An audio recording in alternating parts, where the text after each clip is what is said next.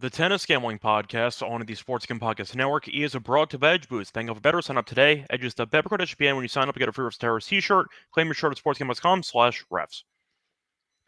And welcome, everybody, to the Tennis Gambling Podcast here on the Sports Gambling Podcast Network. It is currently Saturday, June 14th, around 10 p.m. Eastern Time. I'm as always, Scott Reichel, once again going solo for this pod. Time to get into the breakdown of the finals taking place in Stuttgart and in Den Bosch. So we're going to break down the matchups between Diallo and Bergs, as well as the matchup between Zverev and Fritz, taking place on Sunday. Before that, though, brief reminder, helps with the show by liking and subscribing on YouTube, and reminding you to leave a rating and a review on Spotify or Apple. So a couple ways to support the podcast, either on video format or potentially audio format only. Show's available in a bunch of locations, so please give some support by leaving a like and subscribing on YouTube and leaving a rating and a review on Spotify or Apple. Plus, a reminder, check out the SGPN merch store.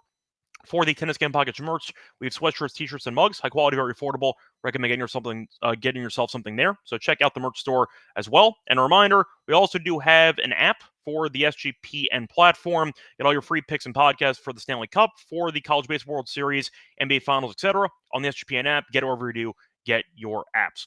Moving on to the recap of what happened in the last episode for the semis in Stuttgart and Den Bosch. Bad episode for us. Ended up losing the lock and the dog. For the lock with the over, 24.5 games in the Bergs and Opelka match at -115. Wasn't close as Opelka got destroyed. Nice win by Bergs. Opelka, though, just could not do anything when it comes to returning, which was expected. Problem was the serve was not as effective, and it felt like Opelka was just a step, I'd say, behind or a step slow the entire match, as you saw Bergs eventually win in straight sets. No breakers either, so it was really just a complete domination in favor of Bergs, but either way, picked up a loss there for the lock. For the dog, picked up a loss with the Fritz match, had the over 2.5 sets at +130.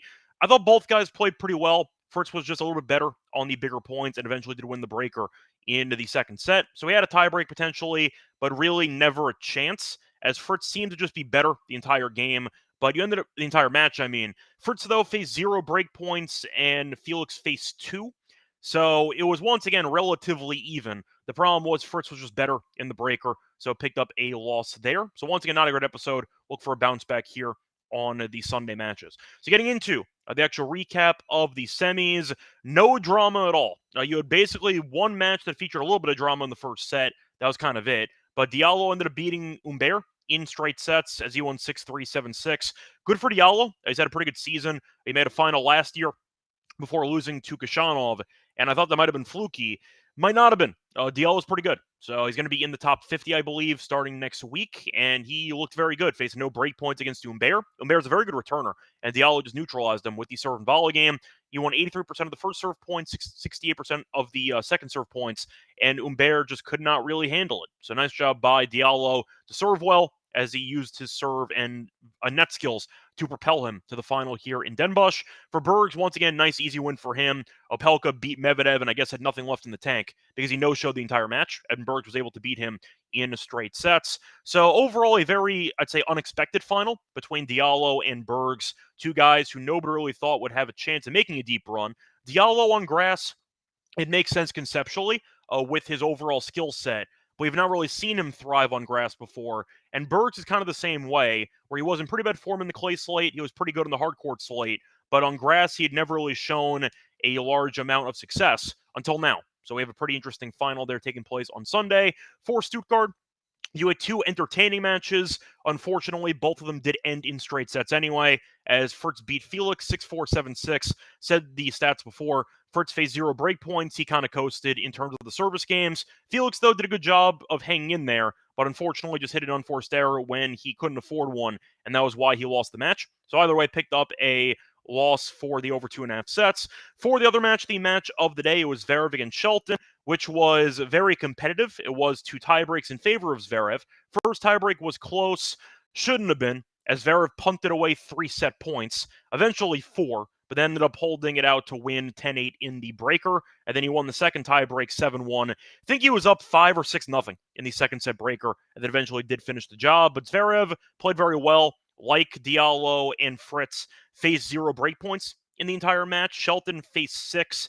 Zverev was on the verge of another potential punt job because in addition to the first set tiebreak, which he almost lost, he also had a couple of breakpoint chances in the second set. He had 2 in the 0-1 return game. He also had 2 match points in the 15-40 spot in the 4-5 game, and he failed, but eventually got the job done anyway. So it was a classic Zverev, I'm not going to make it easy on myself, but I'll find a way to win anyway, and he was able to win in straight sets. Good for him. Shelton, at the end of the day, was serving very well the entire event, and Zverev still ended up forcing 6 breakpoint chances, converted 0 of them, but at least he showed that he's able of still, returning against an elite serve, and he was able to put pressure on Shelton. It worked on the breaker, not so much in the actual games themselves, but the point is Shelton did win 77% of the first serve, only 49% of the second serve. So you saw Zverev do a good job of doing damage against Shelton's second serve, while also winning 86% of his first serve points and 59% of his second serve points. He did serve very well, though, ended up landing 77% of his first serves. So Zverev was serving out of his mind, and you saw Shelton have no answers to it. But I thought return game-wise, I thought he played pretty well. Could not finish the job when it comes to actually capitalizing on the breakpoint chances, but still found a way to get over the hump, and now he's in the final. We have the outright for him to win the event, so that's the only outright we have left. We'll see if Zverev can get the job done against Fritz. A rematch of Wimbledon last year, which was a 5-set epic that Fritz did win, but we'll see what happens. Either way, though, not too much drama once again. 4 matches, all of them ended in straight sets, so nothing else to really add. For the women's side, though, you had the opposite. It was absolute chaos. So Maria came out of nowhere, and she beat Keys, and now she's in the final after having a really bad year. And now she's in a final, which nobody expected. You saw Zhang lose to Anisimova in 3, which was also kind of a shock there. She was favored in the match against Zhang. She's a good grass player, but I feel like nobody expected Anisimova and Maria to be in the final of London. And then in Den Bosch, you had Mertens beating Alexandrova in 3 and Ruse winning in 3 as well. So you had 4 men's matches, all in straight sets. You had 4 women's matches. You had 3 of the 4 going to a third set, and the only exception was a massive underdog in Maria, who ended up beating Keys in the semis. So overall, a pretty, once again, wild collection of women's matches and pretty straightforward collection of men's matches. But we'll see what happens here in the finals on Sunday. Before we get into the actual breakdown of the 2 matches in the Sunday card, a reminder they're brought to you by our sponsor, which is EdgeBoost. First, their bank of bettors ensuring all your transactions are approved betting related, no usage fees, no minimums. Catch scores as well as an approval. For all in the pods sign up today, EdgeBoost.bet. SGPN, when you sign up, you get a free Rest Terrorist t-shirt. Go to sportscam.com/rest to claim your free shirt. We're also brought to you by Circa because they're still hosting the Ultimate Fantasy Ball giveaway. They are giving away a great experience for a 12-person league, the draft in Vegas, featuring VIPs for your stay. You'll get a limo ride from the airport, 5K tab at Stadium Swim, and a hotel stay for you and your 11 league mates. A reminder, we also have a partnership with Circa. If you use the code SGP15, you'll get 15% off everything at the Circa property, so don't forget to use the code SGP15. Enter the Ultimate Fantasy Ball giveaway contest by going to sportsgambling.com/Circa to enter the free contest. Welcome back, everyone, to the Tennis Game Podcast. Finished going through the recap of the matches on Saturday. Time to move on into the matches for Sunday on the men's side. You have the best match first. You have Fritz and Zverev, which should be a very fun one. They are facing off at around 6 a.m., so it's going to be an early one, but should be a good one. For the lines here, you have Zverev as a home country favorite at -140. You have Fritz at +120. For the spread, you have -1.5. For Zverev at +102. You have +1.5 games for Fritz at -122. For the over-under in games, 25.5. For the over sets, I see 2.5 sets at around +130. Unders about -165. And for the set spread, you have Zverev in straight sets at +181. Fritz in straight sets at +275. For the team totals, I see 13 on both guys, -140 for the over on Zverev, -120 for the over on Fritz. Now, for the head-to-head history, I see a comment here by Sashi saying that nobody beats Zverev 5 times in a row. We're going to find out, because Fritz was getting, I don't want to say dismantled in the rivalry, but he was not doing well in the rivalry. And then he flipped the switch because he won 4 straight, including a couple of Grand Slam meetings, beat him in the ATP Finals last year, and a final set breaker, beat him in the Laver Cup last year as well in straight sets. US Open, Fritz did beat him last year in 4 in a breaker as well. And in Wimbledon, they had a 2-set comeback where Fritz won the first 2 sets, then lost the next 3. So Fritz once again has won 4 straight against Zverev. They have not been easy. The Laver Cup one was the only one of those in straight sets. So even with Fritz winning, you tend to see distance, you tend to see a massive war, and Fritz has gotten the better of Zverev in those matches recently. But I expect to see a bit of carnage here between the two of them. Think it will go distance. I see a lot of holds of serve. Don't see many breaks. Both guys serving very well so far in the event. I think you're going to end up seeing a couple of very close sets. I think it will go 3. Now, to start off with the money line, though, the question is, should Zverev be a minus 140 favorite against the guy that's beaten him 4 times in a row? The arguments in favor of Zverev is based on the eye test. He has looked better so far in the event. You could argue that it's been close. Fritz has been pretty good as well, don't get me wrong. But I do think you're looking at a situation where I think Zverev's faced off against better competition up to this point, which does give him a little bit of an edge in that area. Nakashima, you could argue, is not that great. He's a pretty decent grass player. Fuchsovics is decent on grass as well. I mean, beating Howells, you could argue, is better than Moutet, but you're looking at Shelton being better than Felix at this point in their forms. And Shelton, off of having that crazy service performance against Leheshka, I think is the better player.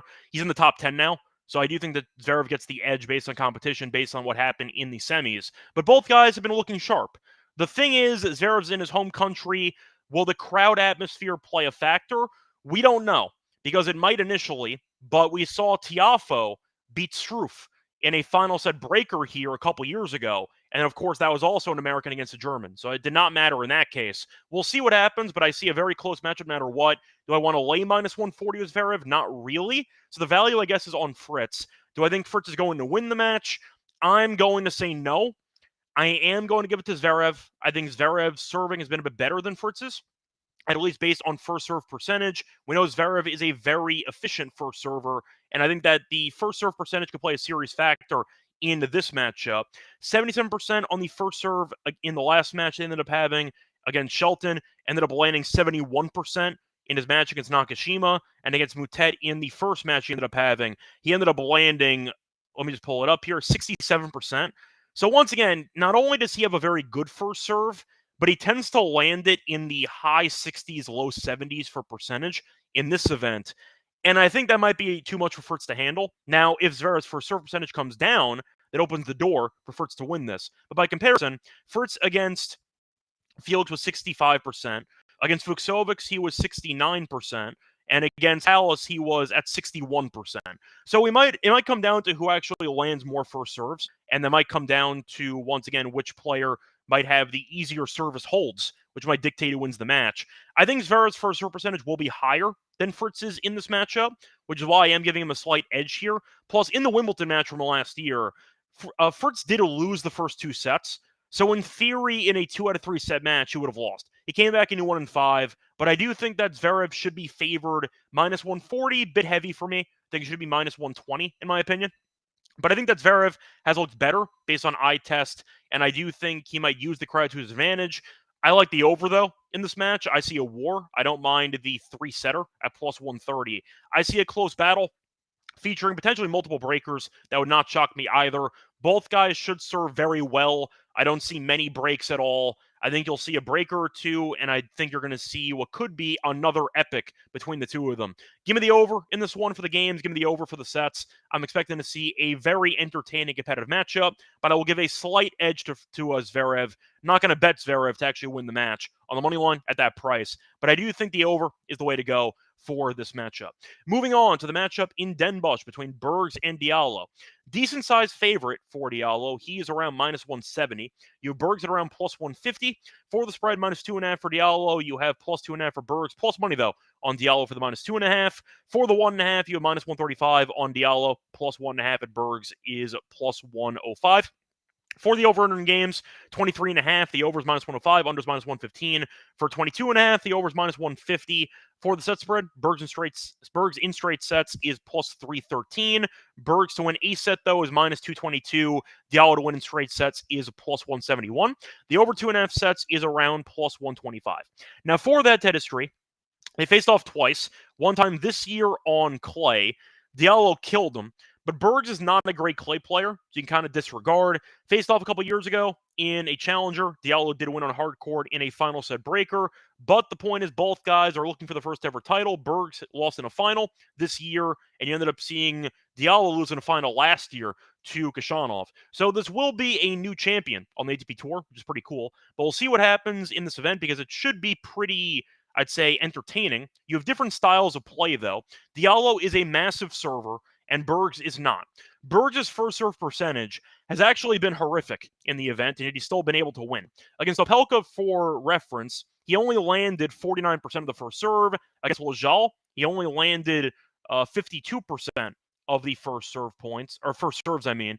And against Papiron, he landed 48%. Blocks, he landed 48 as well. So Bergs has landed basically below 52% first serve in every single match here, or 53%. So he cannot hit a first serve, and yet he's still been winning. So you could argue that could go two ways. Either one, he actually hits his first serves and he wins, or two, he has been able to get by with the rallying and the variety that maybe he can get by anyway, similarly to what he did against Opelka. Now, unlike Opelka, Diallo has other, I'd say, skills that can translate well to the grass. We know Opelka is a serve guy, kind of it. He has a decent forehand, not a great volleyer. Diallo is, though. He has really good hands at the net, and I do think Diallo can shorten the points here. Now, Bergs proved, though, he can handle good servers. He did so against Opelka. Maybe he could also handle Diallo in this one. Now, I do think for the actual price, I understand why he's a decent favorite. 2-0 on the head-to-head. He's looked better based on the eye test for this event. I think Diallo wins for this one. I think Diallo, at the end of the day, is the better player. Bergs can get by, but if he's only going to be landing about 50% first serve, it's not good enough. I think Diallo can force the issue. He will come forward even when he's returning. I think he can hit some solid forehands or even backhands, try some slice approaches. He will come forward. And I do think Diallo will be able to put points away with the volley game, which can get him some easy points. Bergs does not have many free points in this matchup. Yes, you could argue that Diallo is not the best returner. I think he's better than people think. He's not an amazing returner, but he's fine. And I thought that he showed that against Humbert, forced a couple of breakpoint chances. I thought he returned okay against Khachanov, got a couple breaks in that match as well.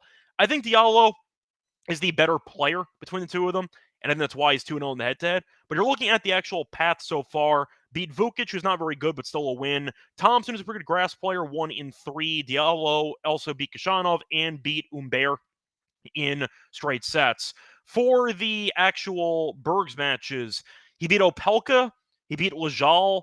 Papiron's a good win, I'll give him that.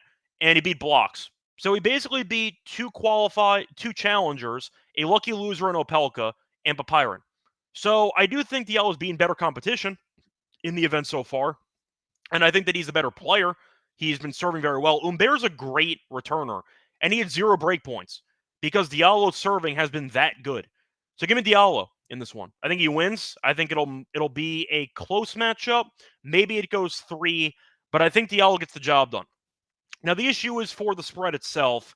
It can be tricky because Diallo can have a set where maybe he lets up or Bergs just raises his level, which we have seen on a couple of occasions where he's able to win a set, maybe loses in 3.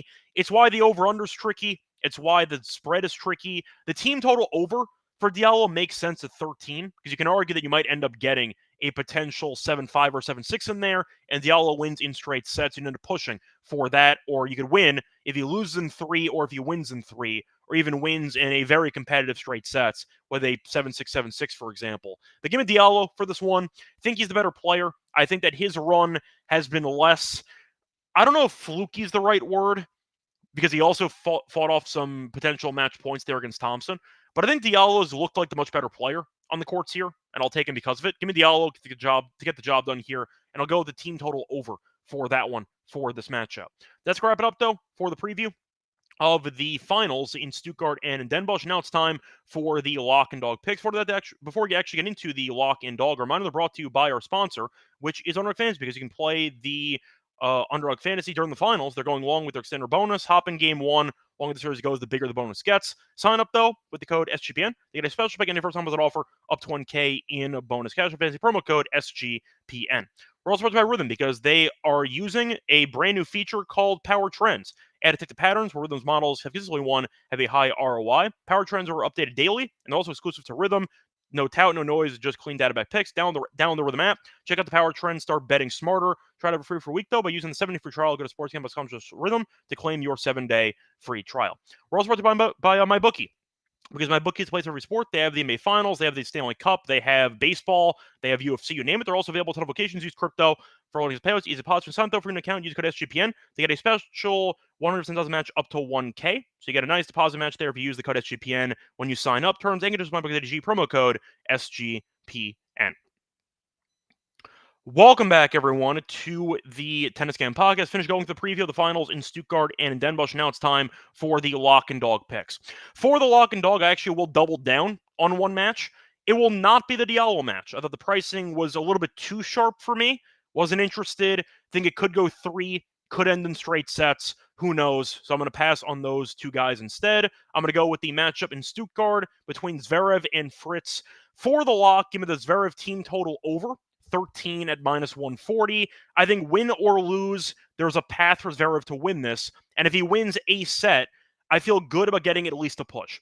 Zverev, though, despite losing a couple of, once again, I'll put it this way. Despite having a couple of competitive sets, he has been coming out on top, and he has won at least 13 games in each of the first 3 matches, despite not dropping a set. So he has had a 7-5 or 7-6 in all 3 matches so far. He had 2 breakers against Shelton. That would get you the win if he wins in straight sets. Point is, Zverev, though, has been going at least to the number 13 on the team total frequently, and I do think he can get there even in a loss against Fritz because he has gone over this team total in 3 of the last 4, 3 of the 4 Fritz victories that he's had against him. So the point is, Zverev, despite losing to Fritz, has been winning sets, and he has been very competitive. He just has lost in a couple of heartbreakers. But I do like the fact that you're expecting probably a breaker or 2 in this one. Fritz can win a breaker. He can win a set, but you're looking at a couple of paths to get there. All 3 grass meetings as well did not end in straight sets. I see a war. So give me the Zverev team total over 13. Think he can get there in a potential push. If he wins 7-6, 6-4, he could also get there in a 3-setter, which he might lose. But I expect to see a bunch of long sets like the team totals here. Give me the team total over for Zverev as my lock at -140.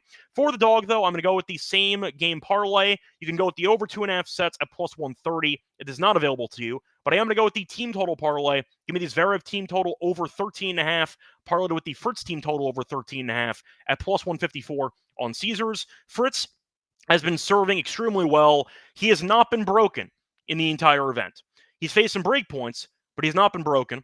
Zverev, though, has not been broken in 2 straight matches. You're looking at both guys serving very well. There's also been a bunch of long sets recently for each of them. There's been a 7-5 or a 7-6 set in 8 of Fritz's last 9 matches, and there has been a 7-5 or a 7-6 set in all 3 of Zverev's matches so far in the event. So you're expecting to see at least one breaker, and if you end up getting a breaker and a 6-4, for example, you're in good shape, because that means that each guy either has about 10 or 11, and you're looking at, well, one guy in theory would have more than that, but you get my point. Both guys would be in position for a very solid, I'd say even easy cash if it goes to a 3rd set, expecting both guys to hold serve regularly. I'm expecting the 3-setter, so with that being the case, you'll get an extra about 24 cents by taking the team total parlay instead.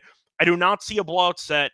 I see it probably going to each set minimum 6-4, give or take, maybe a 6-3 with one break if the guy serves first. But I think you're looking at, once again, what should be a very competitive final. The history has been competitive. 3 of the last 4 meetings done in straight sets. I'm expecting a war. I'll back the team totals here. Give me the team total over parlay as my dog at +154. So once again, the plays here for the final in Stuttgart. I'm going to skip the Den Bosch final for the actual picks. Lock, I'm going to go with Zverev team total over 13 at -140.